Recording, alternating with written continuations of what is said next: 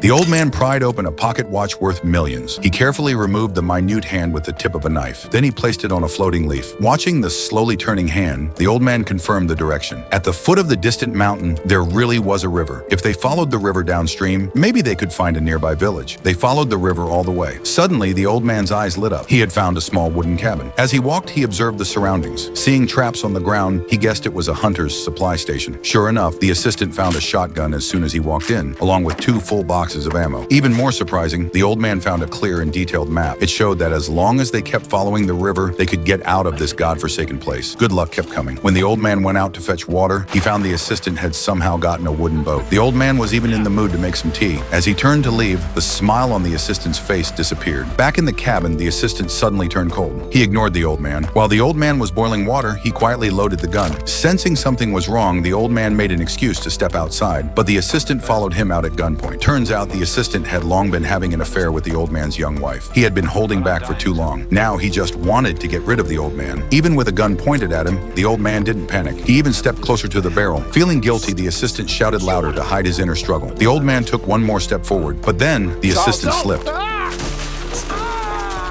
The old man had already noticed the trap there. He watched the assistant fall into it and shook his head, but still he climbed down after him. The assistant screamed in pain. The old man sighed, picked up the shotgun, and aimed at the assistant. The assistant thought it was over, but the old man didn't shoot. He ejected all the bullets.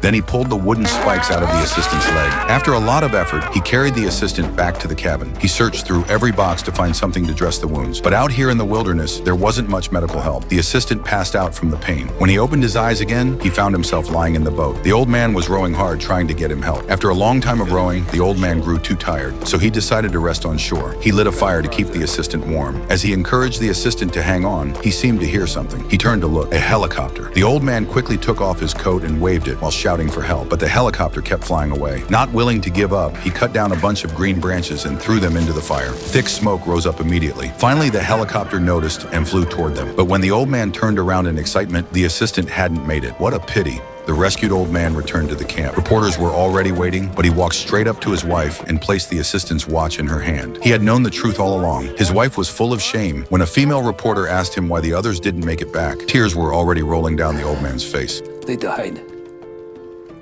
saving my life.